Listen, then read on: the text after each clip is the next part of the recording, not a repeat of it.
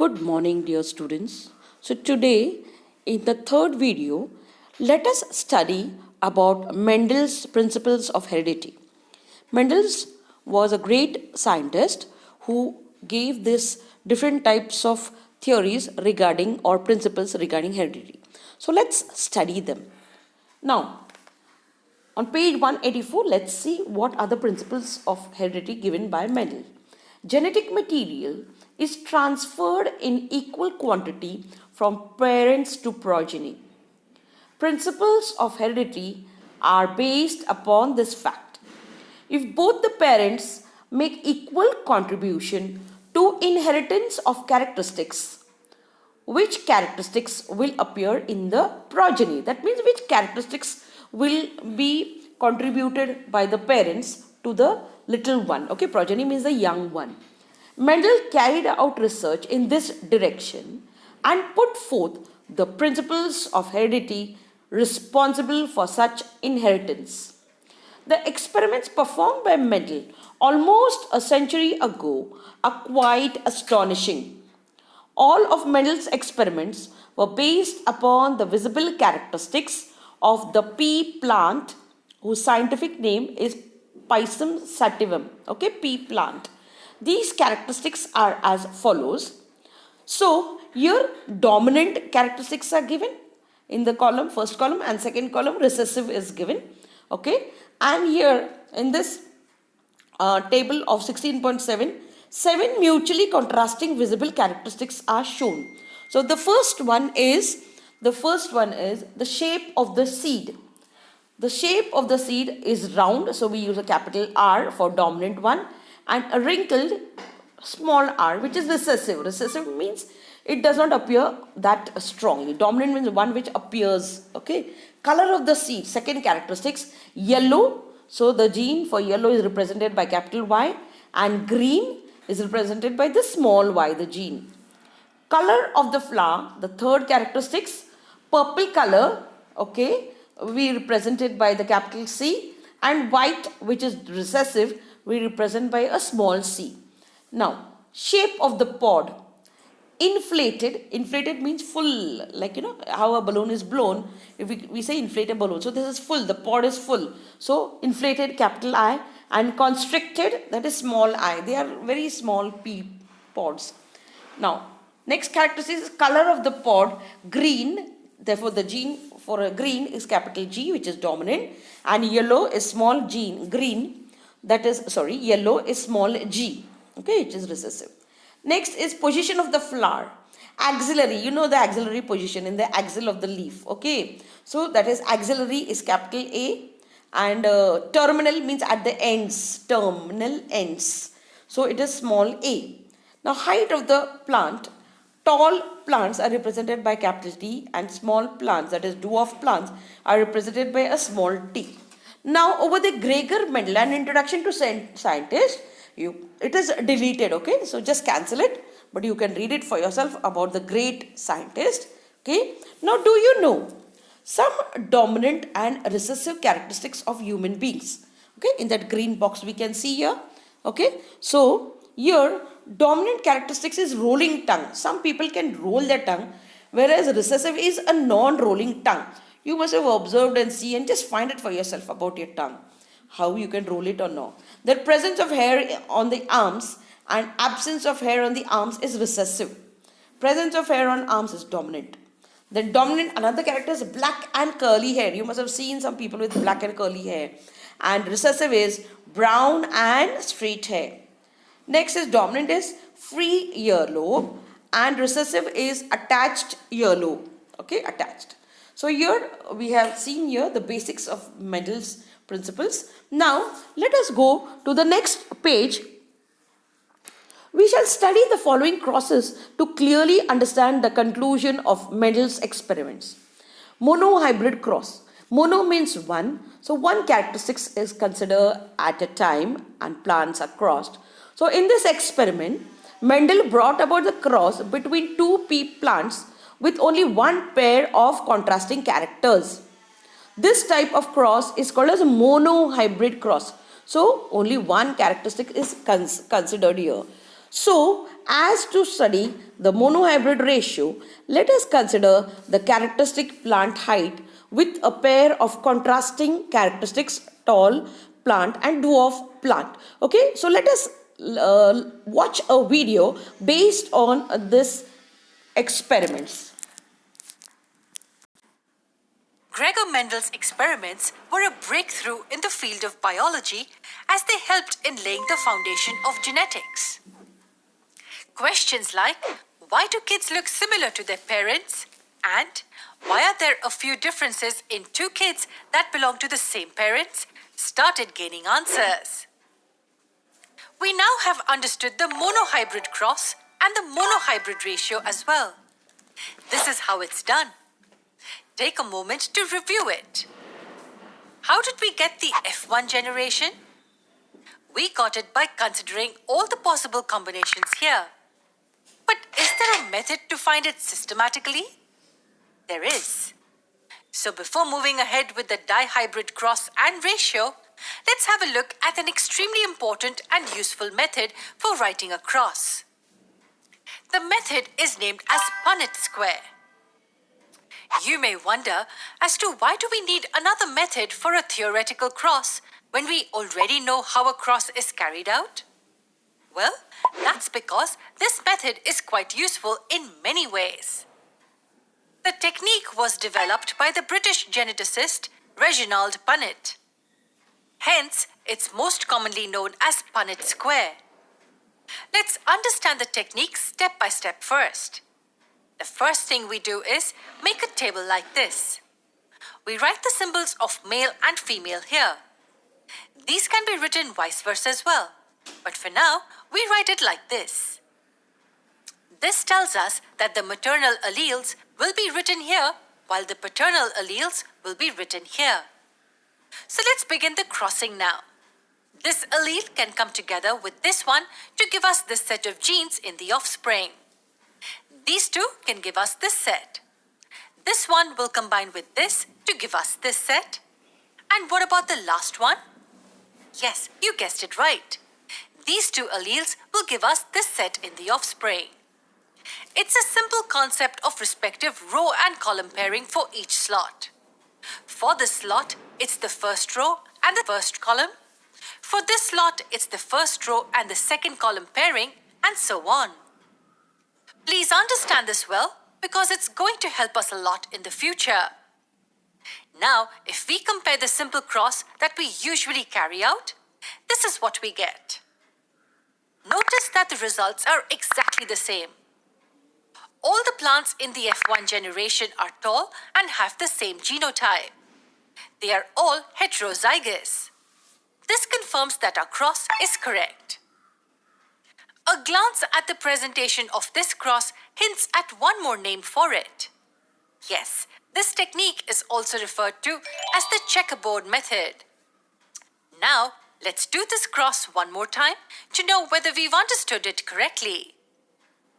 Let's cross any two from the F1 generation now. Again, we first draw these lines to form a table and write the male and the female symbols here. Now it's the turn of the genes. So we write the respective genes here and here. Shall we begin crossing now? Why don't you try filling in these 4 slots? Here we go. These are the combinations that we obtain on crossing these plants. Take a moment to go through this table. Can you find the phenotypic and the genotypic ratios here?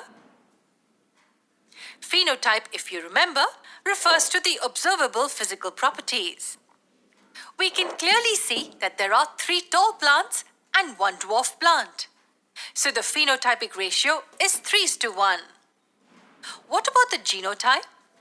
There is 1 homozygous tall case, 2 heterozygous tall cases, and 1 homozygous recessive case. So the genotypic ratio is 1:2:1. Aren't these the monohybrid ratios? Yes, they are. We get exactly the same results that we obtained on crossing the F1 generation previously. So, this is how monohybrid cross can be carried out using the Punnett square method. Can you guess why this method is used when we can cross the alleles directly? Yes, of course we can find it directly.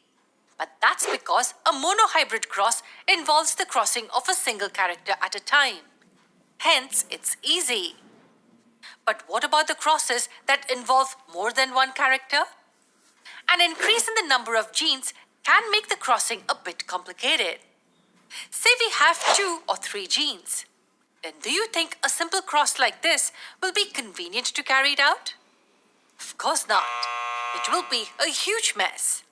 So in order to simplify this, we make use of a Punnett square.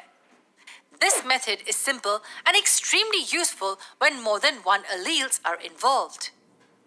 Talking about crosses involving more than one character, what are the crosses involving 2 characters called?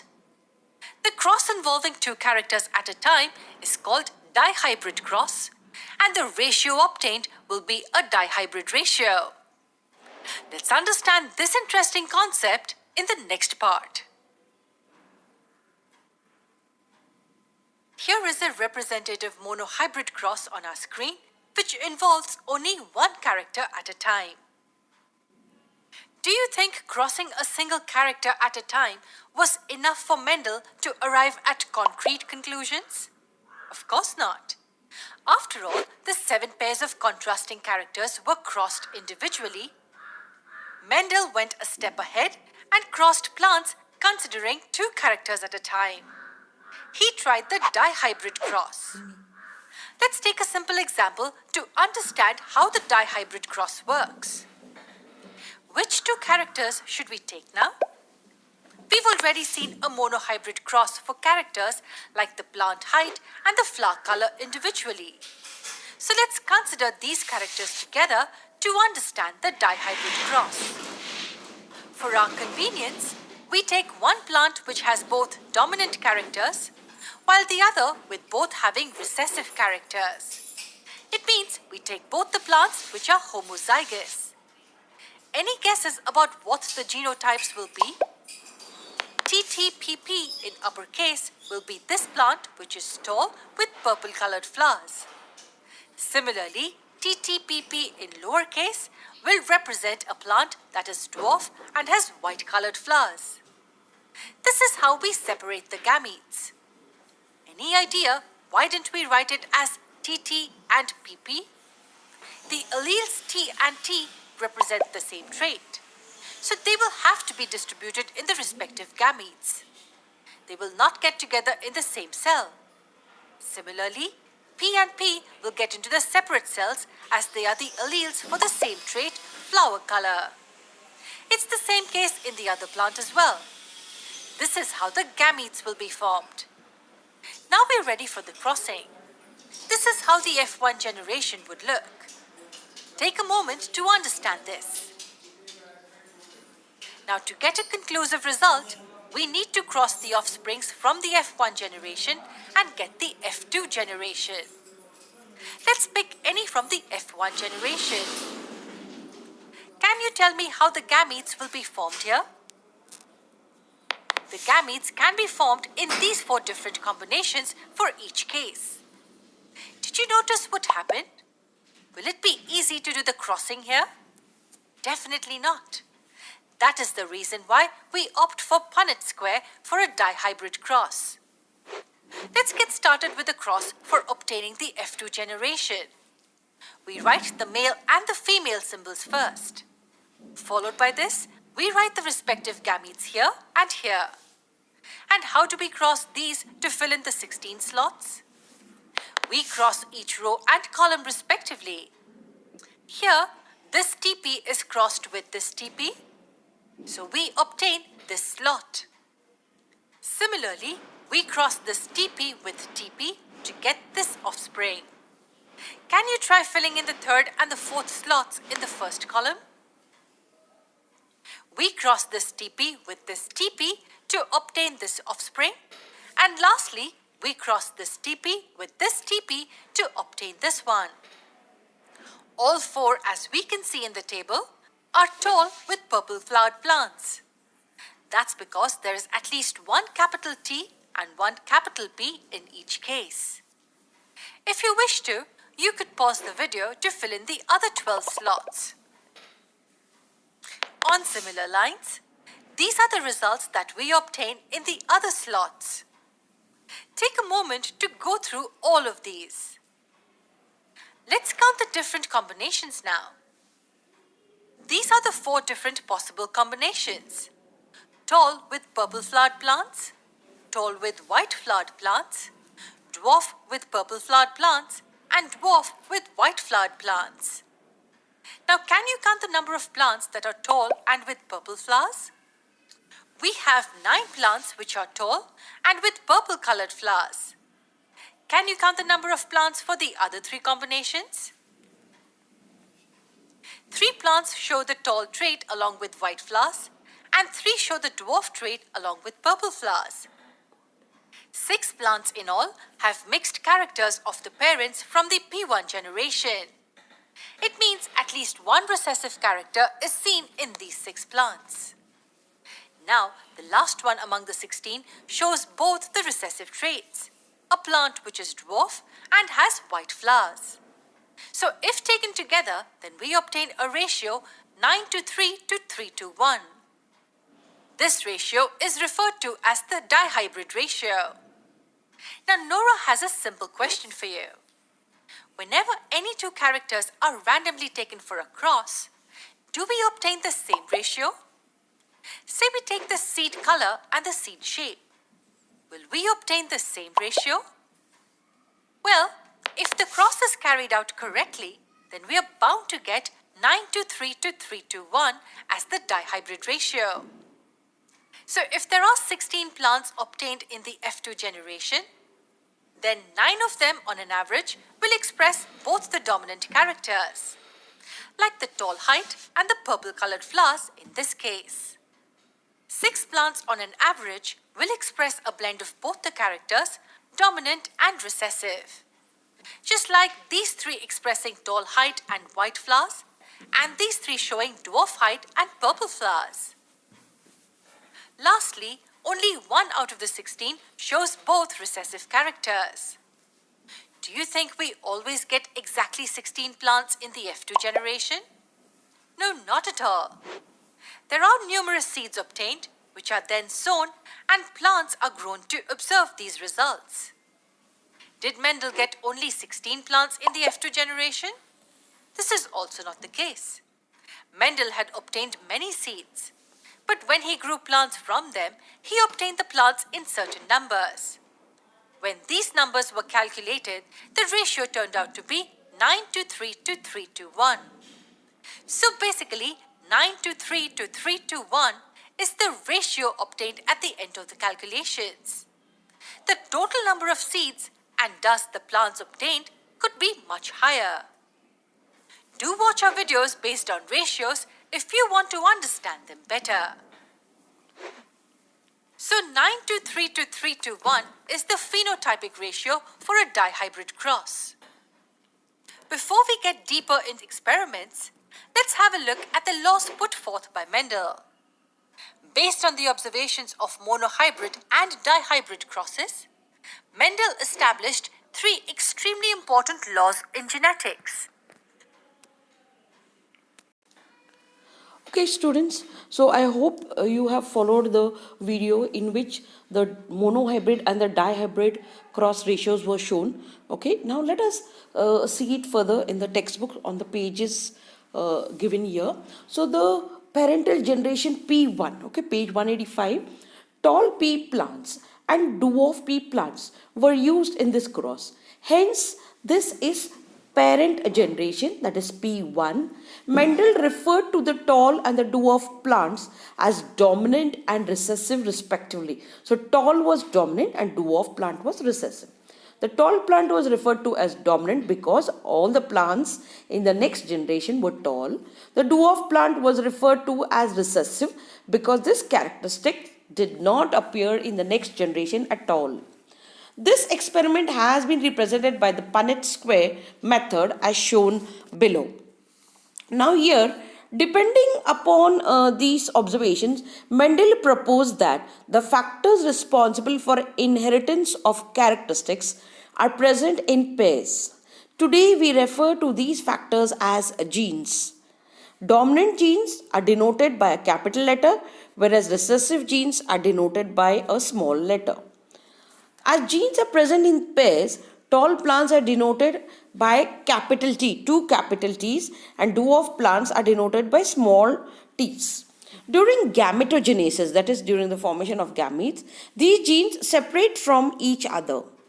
Due to this, two types of gametes, one containing the factor that is capital T, dominant character, and the other factor small t, that is recessive character, are formed. So let us look at this table which is done by Mendel. Mendel's experiment on monohybrid cross. So here you can see that the phenotype means what? The characters which can be seen are tall here and dwarf. Okay, so these two characteristics Mendel has considered in the monohybrid ratio. Now genotype means the genes. So here for tall we have two capital T's, and for dwarf we have two small t's.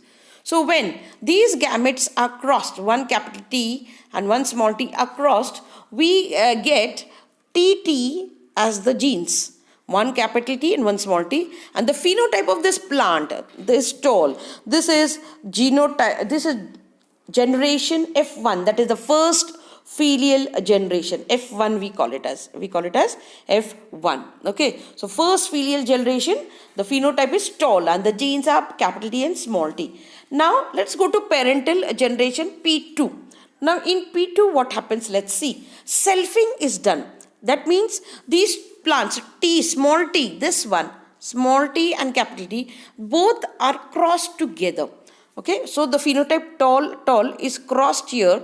Okay, small capital T, small t into small t and capital T. So the gametes formed are T and small t and capital T and small t. Okay, yeah. So the male gametes. So here we have the male gametes and here we have the female gametes. Okay, so now if you consider the crossing, so this capital T, okay, so this capital T is female one is crossed with this, you get two capital T, that is a tall plant.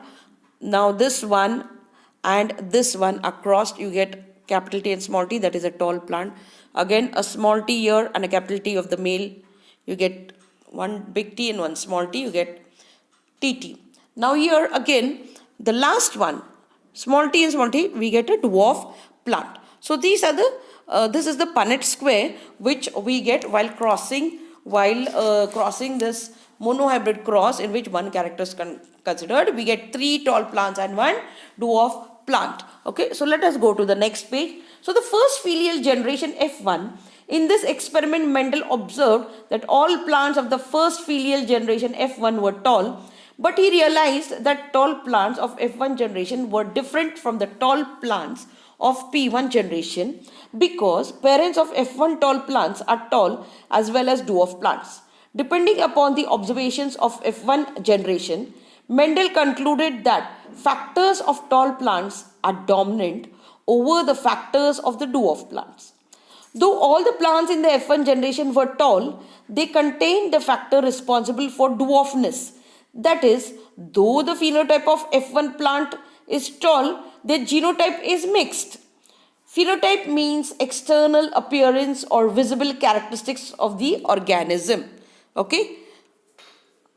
Phenotype means the external characteristics of the organisms of the same. Now, here what has happened is, for example, the tallness or the dwarfness of the plants, whereas the genotype means the pairs of the genes or the factors responsible for the visible characteristics. Genotype of P1 tall plants, okay, P1 tall plants is TT, capital T, and produces only one type of gametes, that is T. Genotype of F1 tall plants is capital T and small t, and it produces two types of gametes, capital T and small t. Thus, based on this, we can say that in case of tall plants of F1 and P1 generations, though they show similar phenotype, their genotypes are different. Mendel further continued this experiment and brought about self-fertilization in F1, that is selfing. of F1 plants from which a second filial, that is F2 generation, was produced. Now the second filial generation here, okay, in the second filial generation F2, both tall and dwarf plants had appeared. Okay, so tall and dwarf plants had appeared. According to the data collected by Mendel, out of 929 plants, only 705 were tall and 225 were short. Thus, the phenotypic ratio of these plants was 3 tall, 1 dwarf, and the genotypic ratio was 1 capital, 2 capital T's, 1:2:1, and 2 plants were 1 capital T and small t, and 1 small plant, that is 2 small t's. Thus, it can be referred to that in the F2 generation, phenotypically there are 2 types of plants, whereas genotypically there are 3 types. Okay, genotypically there are 3 types, because here you can see that 2 capital T's are there, 1 small t is there, 2 small t's, and middle one is 1 capital T and small t. Excuse me. Whereas, so these types are shown in the following table. Now look at this table here.